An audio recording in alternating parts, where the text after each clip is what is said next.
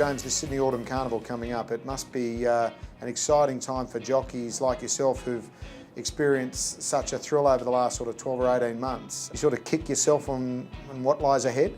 Yeah, for sure. It's really looking forward to this carnival. It's going to be very big, and we've got some nice horses to steer around, and hopefully snag one or two or three. Young kid from New Zealand, 2 years ago, did you envisage the day that A, you'd be in Australia, but B, the day that you'd be sort of one of the highest profile jockeys in racing?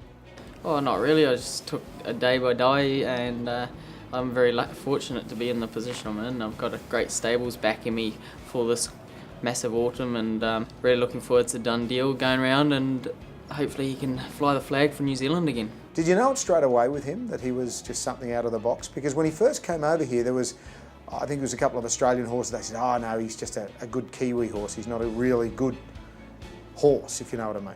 He's always shown promise. He come from last on his debut run and won it at Ellerslie as a 2-year-old, and not many can do that in their first start. So Murray always thought he went really well, and then he come over here and just got up and just beat ordinary horses, and he just kept progressing in the right direction, and he got that elusive Group 1 in the Spring Champion, beating a very good horse of Gaze, and then it skyrocketed from there. And it's a Dundeel race to the front at the 200 metre mark. This is an exercise gallop. He's moving away for one of the most impressive wins you'll ever see in the Derby. It's a Dundeel, and a hand canter wins it by 5 lengths. As it stands now, you've got the second favourite in the Derby, the favourite in the Queen Elizabeth, and the favourite in the Doncaster.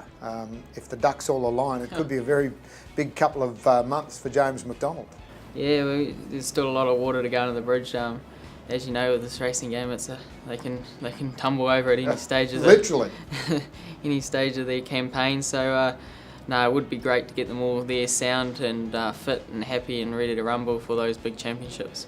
And post the carnival, are you going to sort of stay linked with John O'Shea? Yeah, John's been fantastic, as everyone knows. He's been the main supporter, and as a kid from New Zealand, him and Bryce got me over, and it's gone from there. So my loyalty does stay with John. He's a fantastic trainer, and look, if he gives me the opportunities of riding a couple now and then for his new stable and his new role, I'll be much looking forward to being part of it. Any Kiwi kids watching this, can you just tell them what it's like being a jockey in Australia? I know sometimes the industry struggles a bit in New Zealand. Would you be saying stick with it and get over here as soon as you've got some time and some inclination?